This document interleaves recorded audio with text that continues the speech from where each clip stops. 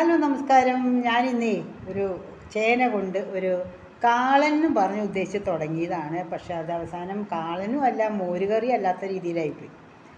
അപ്പോൾ അത് ഒന്ന് കണ്ടു നോക്കൂ കേട്ടോ. ഞാനത് കുറച്ച് ഡബ് ചെയ്തിട്ടുണ്ട് അതിലേക്ക്. അപ്പോൾ നിങ്ങളുടെ അഭിപ്രായം കൂടി പറഞ്ഞോളൂ.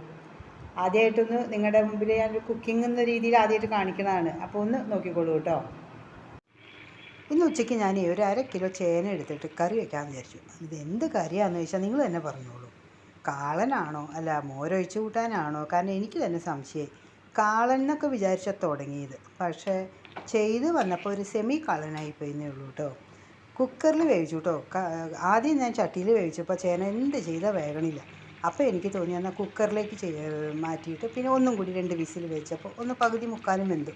വീണ്ടും ചട്ടിയിലേക്ക് മാറ്റി പിന്നെ മോരൊക്കെ ഒഴിച്ച് തിളപ്പിച്ച് ഒരു വാസനയ്ക്ക് 2 പച്ചമുളകൊക്കെ ഇട്ടിട്ട് പിന്നെ അതായത് തേങ്ങ അരച്ചതെന്ന് പറയുമ്പോൾ അതിനകത്ത് ജീരകവും പച്ചമുളകൊക്കെ ഇട്ടോ. പിന്നെ കുറച്ച് മുളക് പൊടിയൊക്കെ ഇട്ടിട്ട് എല്ലാം കൂടി ഇട്ട് തിളപ്പിച്ച് ജസ്റ്റ് ഒന്ന് പതഞ്ഞ് വന്നാൽ മതിയല്ലോ അല്ലേ, നമ്മൾ അങ്ങനെയല്ലേ വെക്കാറ്.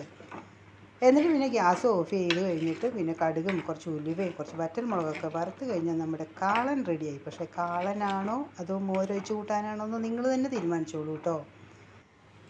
കാരണം ഇത് രണ്ടിനും മധ്യമായിപ്പോയി എന്ന് എനിക്ക് തോന്നുന്നുണ്ട്. ഏതായാലും ഒരു അടിപൊളി കൂട്ടാനാണ്.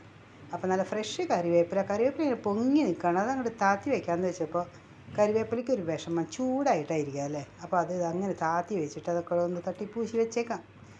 കുറച്ച് കഴിഞ്ഞിട്ട് ഉപയോഗിച്ചാൽ മതിയെന്നേ, എന്നാലല്ലേ അതിന് ടേസ്റ്റ് വരുള്ളൂ. കാരണം അപ്പം തന്നെ ഉപയോഗിച്ചാൽ മോരുകറിക്കൊന്നും അത്ര ടേസ്റ്റ് ഉണ്ടാവില്ല. കുറച്ചൊന്ന് ചൂടാറി അല്ലെങ്കിൽ ഒന്ന് വൈകുന്നേരം ഒരു ദിവസമൊക്കെ കഴിഞ്ഞാലാണ് അതിൻ്റെ ആ പുളിയൊക്കെ കൂടുമ്പോൾ ടേസ്റ്റ് കൂടുള്ളൂ അല്ലേ.